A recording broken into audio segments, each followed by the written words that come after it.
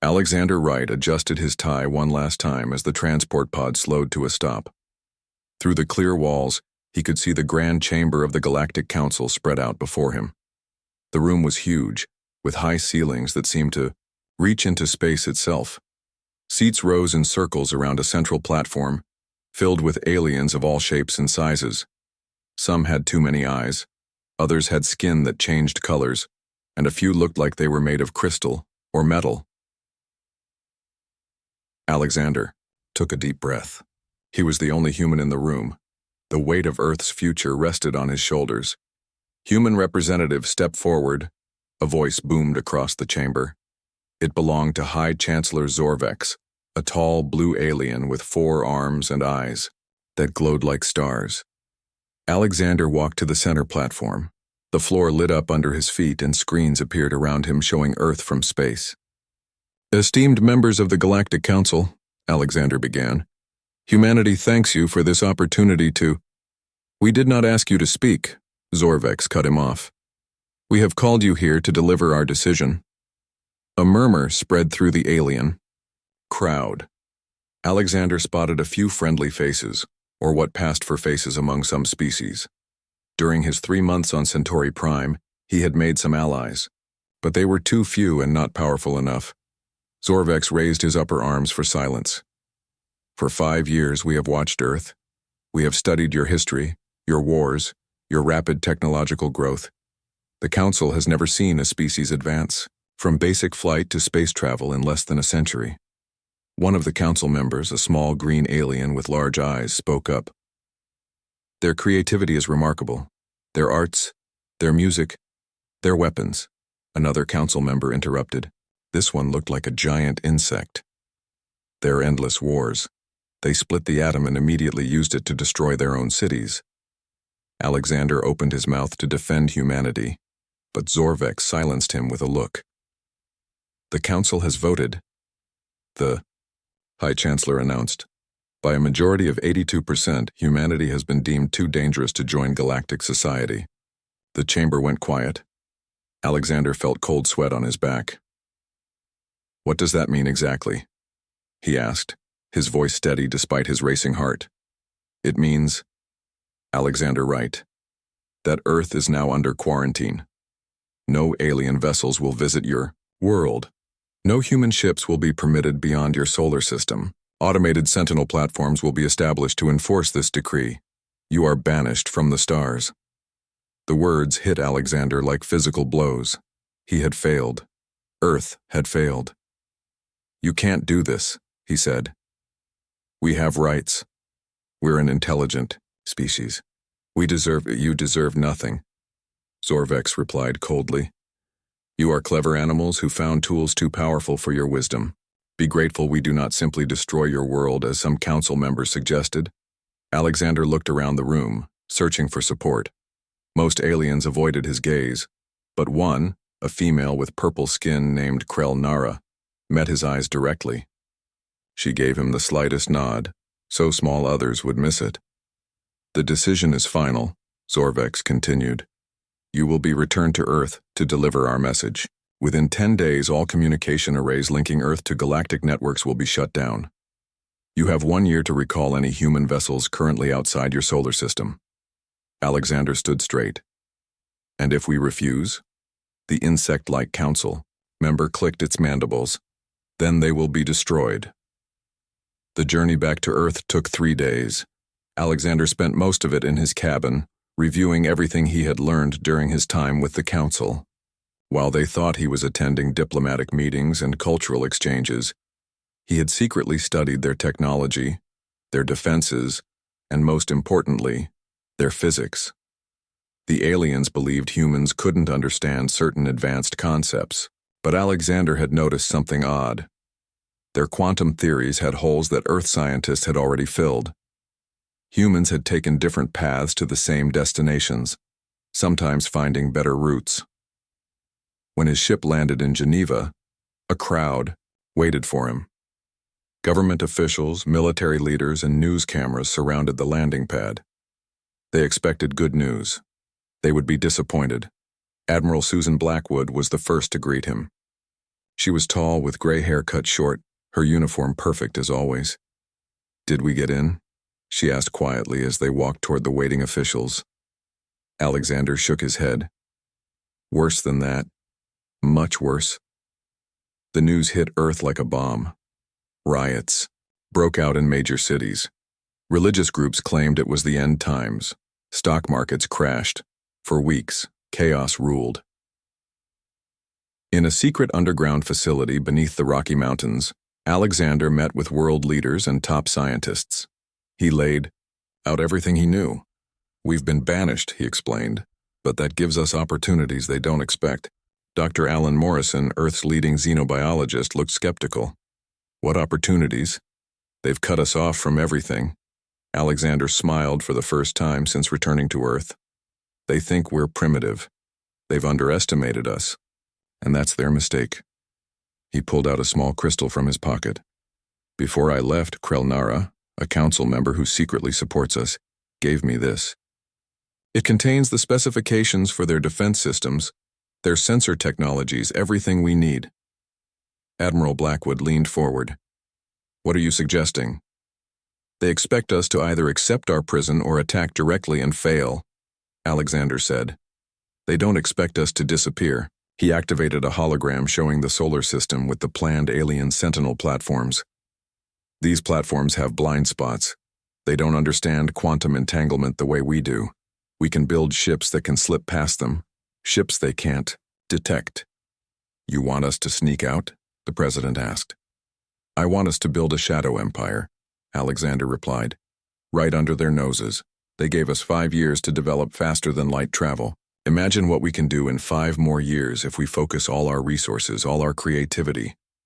The room was quiet as everyone considered his words.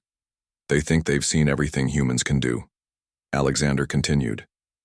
"They think they know our limits. But they've never seen humanity when its back is against the wall. They've never seen what we can achieve when someone tells us we can't have something." He looked around the room, meeting each person's eyes. "They've banished us from the stars. Now let's go take them back." Outside the facility, night had fallen. Stars filled the sky, distant points of light that had been denied to humanity. For now, the aliens didn't know it yet, but they had just created their worst nightmare, a united Earth with something to prove. 5 years passed since the Council's banishment of Earth. The solar system had changed. Where once separate nations competed, now a single flag flew, the blue and silver banner of the Terran Alliance. Nothing united humans like a common enemy. On Mars, in a facility buried deep beneath Olympus Mons, Olivia Chen wiped sweat from her forehead. Around her, 20 engineers worked in focused silence. Giant screens displayed complex equations and diagrams of a strange engine unlike anything built on Earth before. "Try it again," Olivia said. "Reduce the quantum field by 8%. A young engineer nodded and adjusted settings on his console. In the center of the lab, inside a reinforced glass chamber, a small metal device began to glow. First blue, then white, then a color human eyes had never seen before. "It's stable," someone shouted. "Field coherence at 96%. Olivia allowed herself a small smile. After 5 years of work, the Phantom Drive was ready. Based on the alien data Alexander Wright had brought back but improved by human innovation, the drive could slip between the quantum barriers that alien sensors used to detect ships. Simply put, it made a ship invisible. "Call the Admiral," Olivia said. "Tell him it's time." 3 days later, the first human stealth ship prepared to leave the solar system. Named Defiance, the vessel looked strange compared to traditional spaceships. Its hull curved in ways that didn't make sense to the human eye, bending light around it. It had no windows, only sensors that created virtual views for the crew inside. Captain William Hayes stood on the bridge, looking at the faces of his carefully selected crew. 12 men and women who would risk everything to break humanity's chains. "You all know our mission," he said. "We slip past the Sentinel platforms, establish a base on the abandoned mining moon in the Proxima system, and prove the Phantom Drive works. If we succeed, Earth follows. The ship's AI system, Iris, spoke in a calm female voice. "Phantom drive charging. All systems functional. We can launch in 30 seconds. William took his seat. "Let's make history." The Defiance vanished from Mars' orbit without a flash or sound. No alien sensors detected its departure. No alarms sounded on the sentinel platforms that guarded the edge of the solar system. The ship slipped through space like a ghost, the stars themselves seeming to bend around it. 3 weeks later, Alexander Wright stood in Earth's unified command center staring at a blank screen. His hair had more gray now and lines had formed around his eyes, but they still burned with the same intensity. "Any word?" Admiral Blackwood asked, joining him. "Nothing yet," Alexander replied. "But that's expected. They're maintaining communication silence until they're established." "And if they failed?" Alexander didn't answer. They both knew what failure meant. If the aliens caught the Defiance, they would assume Earth was violating the terms of banishment. The consequences would be severe. A light on the console suddenly flashed, once, twice, 3 times. A simple signal traveling through quantum entanglement impossible for aliens to detect. Alexander's face broke into a wide smile. They made it. The news spread rapidly through the highest levels of Earth's government. Operation Shadow Step had succeeded. The path to the stars was open again. Over the next few months, Earth prepared in secret. The Phantom drive technology was refined, and 5 more stealth ships were constructed. Resources were quietly stockpiled. Selected families were trained for life on distant worlds. Dr. Karen Foster made the next breakthrough. Working with the alien technology and Iris, she discovered a way to hack into alien computer systems. The Council races used predictable security protocols, never expecting anyone to approach problems the way humans did. They think in straight lines, Karen explained to Alexander during a briefing. Their software follows rigid patterns. Human minds are more creative, more chaotic. Iris can mimic that chaos and find backdoors they never imagined. The first wave of colonists left Earth aboard the stealth ship Horizon. 100 families, heading for a new home on the mining moon now called New Haven. They carried seeds, equipment, and hope. Most importantly, they carried humanity's future among the stars. "Keep building," Alexander told the departing colonists. "Stay hidden. In 10 years, we'll be strong enough to reveal ourselves." More ships followed. More colonies were established. Humans spread to nearby star systems, always careful to stay off alien scanners. They built their homes underground or inside asteroids. They harvested resources from uninhabited worlds. They learned to live in the shadows. On Centauri Prime, the Galactic Council continued their normal business. Occasionally, someone would mention Earth, usually with relief that the dangerous species was safely contained. Few bothered to check the Sentinel platform's logs, which showed nothing unusual. Why would they? The primitives couldn't possibly have found a way past such advanced technology. Only one council member seemed concerned. Security Director Vrental, a tall alien with skin like polished stone, had requested increased monitoring of the Sol system 3 times. Each time his request was denied. "The humans are no threat," High Chancellor Zorvex told him dismissively. "They are clever animals, nothing more. Within a century they will have destroyed themselves without our help." 6 years after the banishment, on the colony of New Haven, Karen Foster connected Iris to a captured alien communication relay. For the first time, humans could listen to galactic conversations without being detected. "The Council is weaker than they appear," Karen reported. Back to Earth. "Many species resent the 5 elder races that control everything. There's discontent everywhere." Alexander Wright, now head of Earth Shadow Operations, received this news with interest. He called a secret meeting with Admiral Blackwood and the other leaders of the Resistance. "We need allies," he told them. "Not just human colonies, but friends among the stars. Species who hate the Council as much as we do." Admiral Blackwood frowned. "How do we find them without exposing ourselves?" Alexander smiled. "We send in scouts, humans disguised as traitors from approved species. They'll find the others who dream of freedom." And so the next phase began. Earth no longer just fled into the dark. It reached out, searching for friends. The banishment that was meant to end. Humanity's journey to the stars had only forced them to find a different path, a better path. A hidden path that would one day lead them back to their oppressors, not as supplicants, but as equals, or perhaps as something more. 10 years had passed since the Galactic Council banished humanity. In that time, Earth had changed in ways no alien could have predicted. The Terran Alliance now secretly controlled 27 star systems, all hidden from alien detection. Their shadow empire grew larger every month. Laura Martinez adjusted the artificial skin on her face and checked her reflection.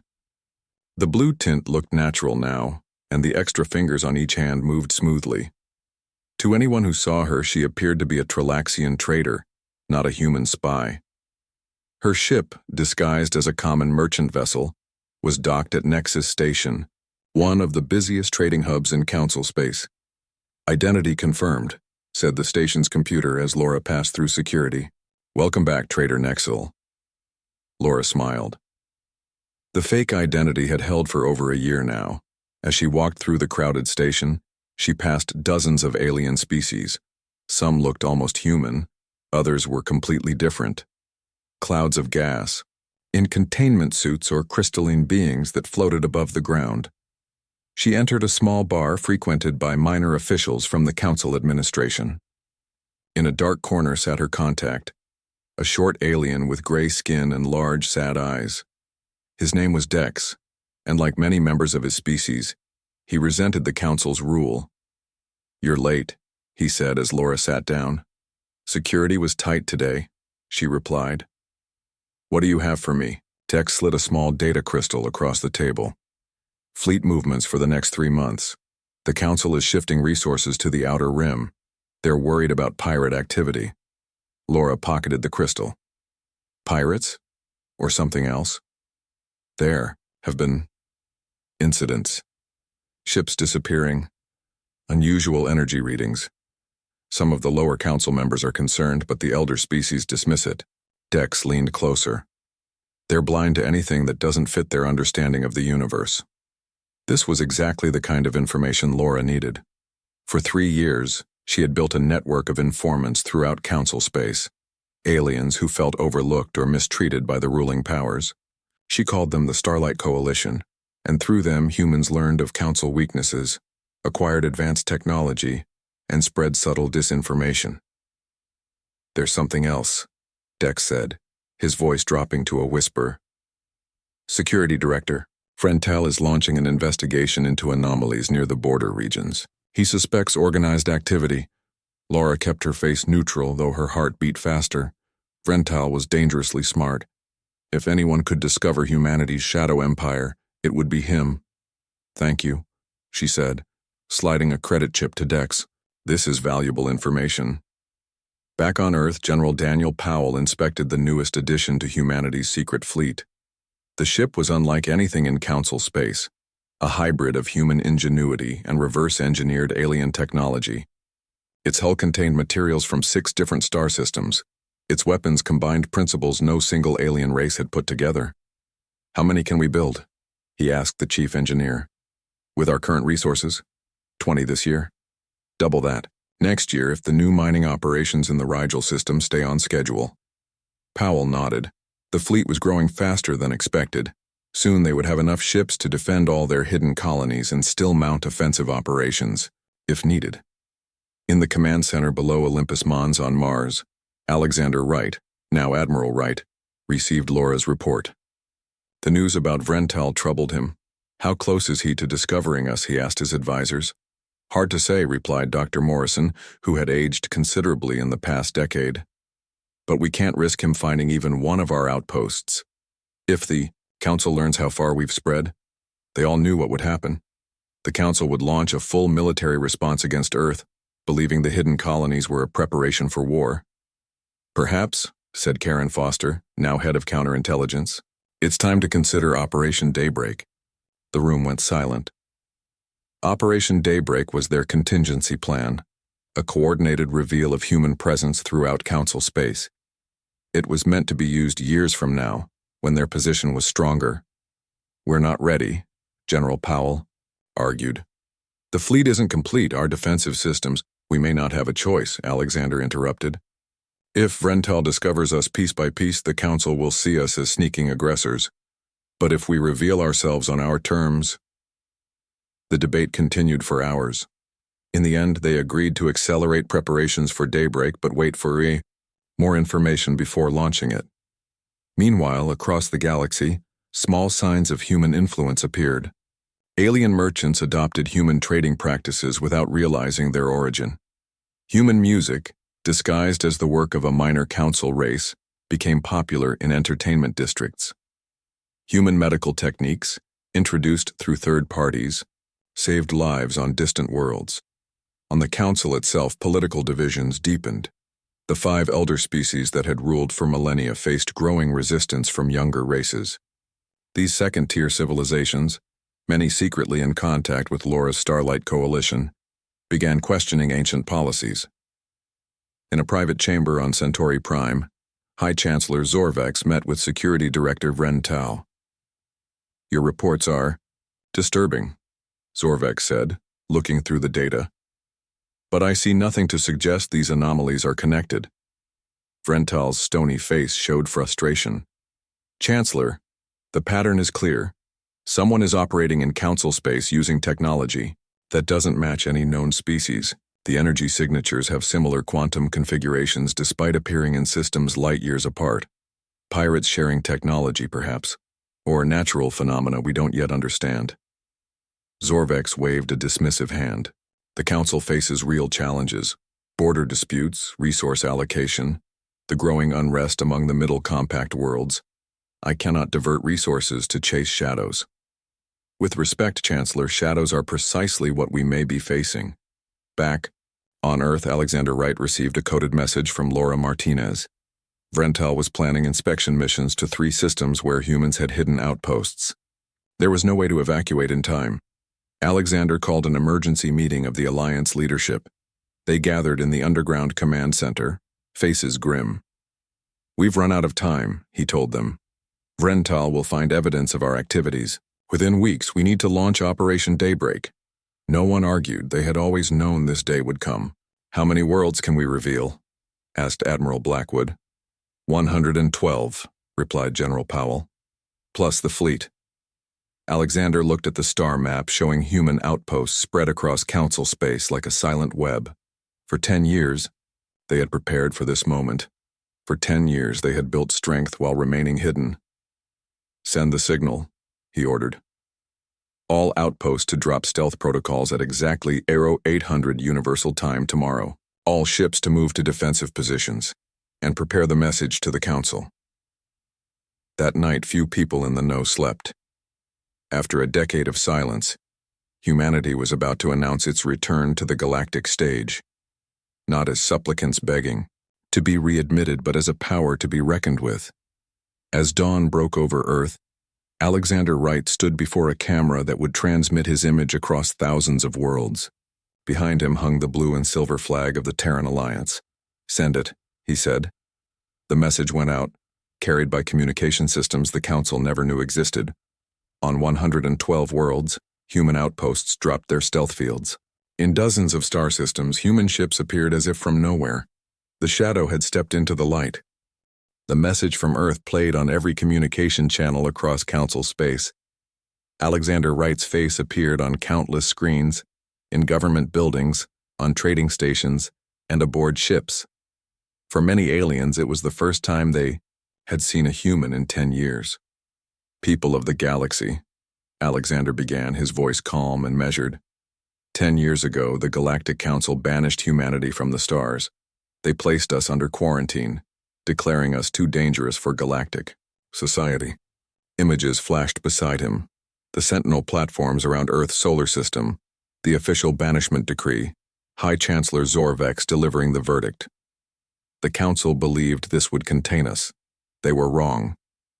The view shifted to show human outposts on dozens of worlds, hidden bases revealed as their stealth fields dropped, ships appearing in orbit around Council planets, the scale of humanity's shadow empire displayed for all to see. For 10 years, we have lived among you, unseen. We have built colonies, established trade through proxies, and studied the galaxy the Council tried to deny us. We did this not out of aggression, but because exploration is fundamental to who we are. On Centauri Prime, in the Council's emergency chamber, chaos erupted. The giant view screens showed human activity throughout their space. High Chancellor Zorvek stood rigid with shock. Security Director Vrental watched with a grim expression that said, "I warned you." "How is this possible?"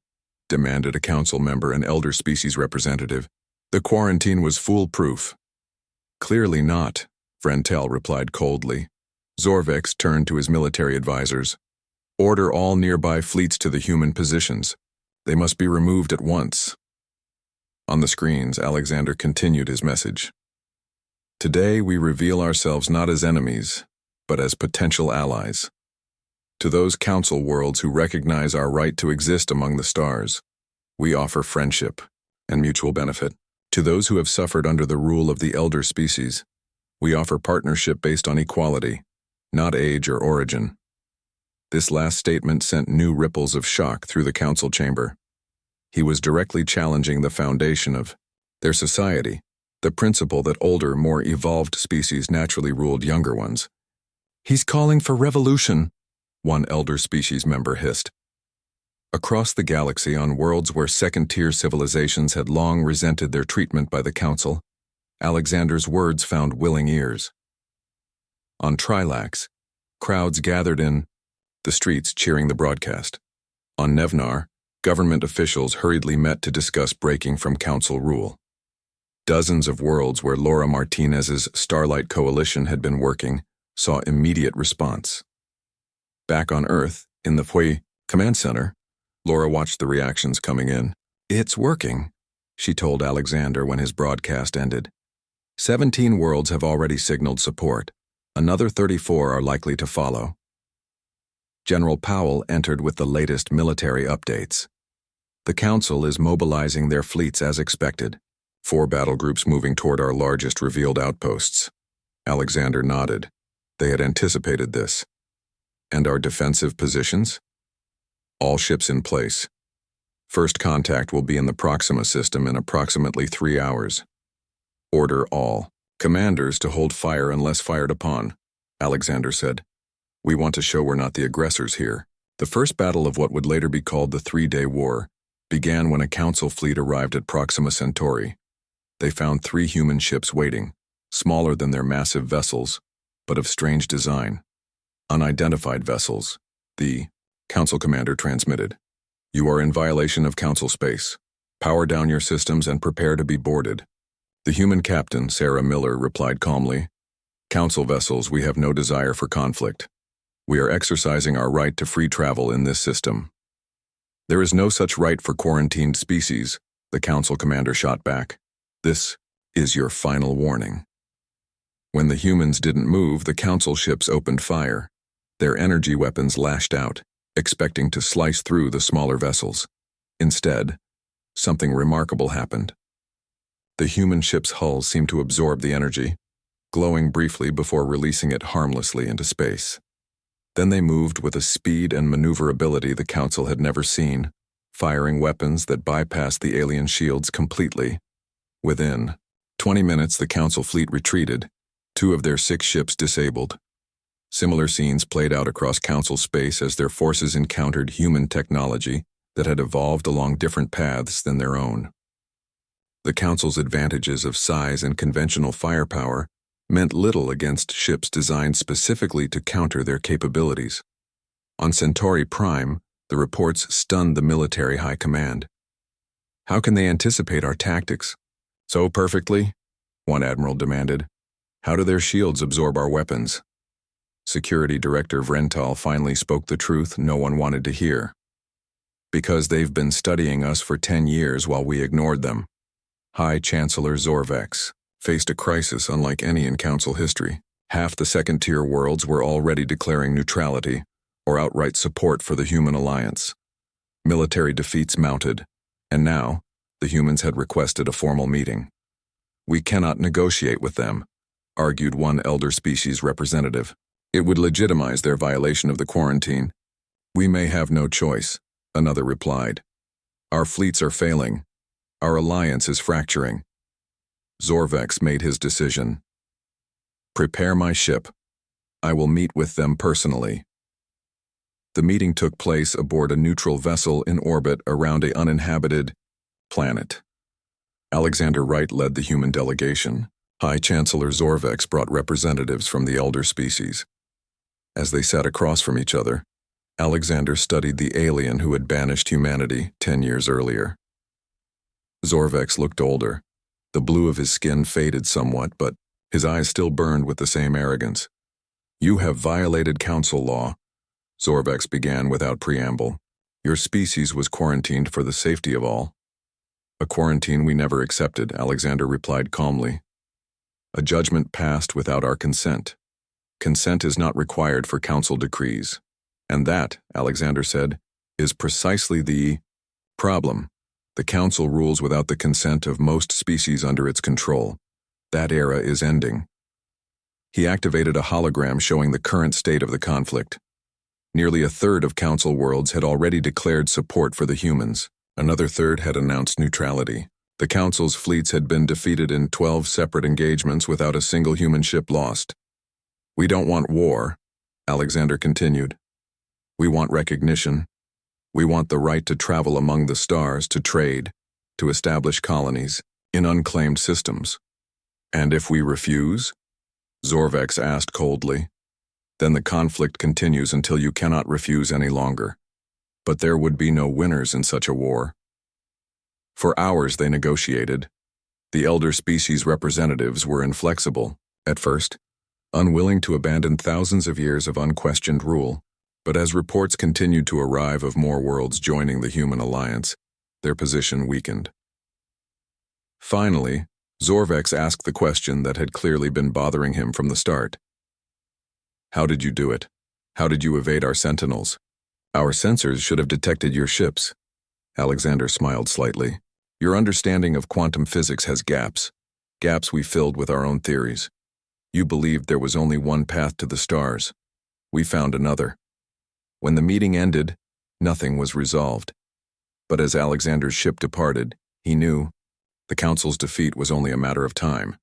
They could not hold their alliance together against the offer of equality the humans extended. Back on Earth, he addressed the people who had worked in secret for a decade to make this day possible. The council still refuses to formally recognize us, he told them, but their power is breaking. More worlds join us every hour. The war they started will end soon, not through violence, but because their own subjects choose freedom. Laura Martinez, her disguise now unnecessary, stood nearby. What happens when this is over? She asked quietly. Alexander looked at the star map showing human outposts spread throughout the galaxy. We build something better than the council ever managed, a galaxy where species work together as equals, not rulers and subjects. And if the elder species refuse to accept that future, then they can watch from the sidelines as the rest of us create it without them.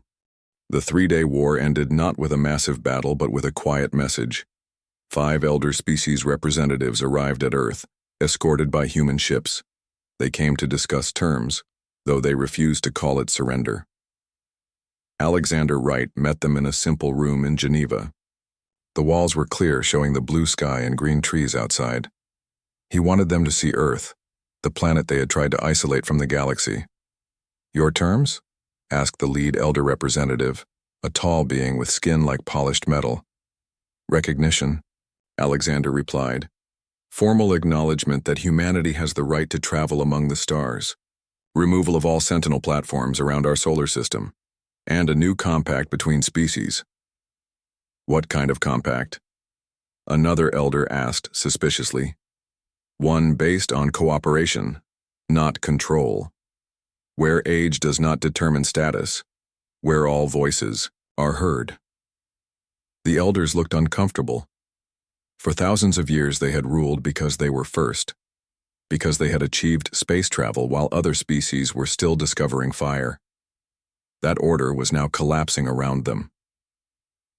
We cannot agree to such terms, the metal-skinned elder said. It would destroy the foundation of galactic society. That society is already changing, Alexander told them. Over 200 worlds have declared support for our alliance. They no longer recognize your authority. Because you incited rebellion. Because we offered equality. For 3 days, the negotiations continued, the Council's position weakened by the hour as more worlds left their rule.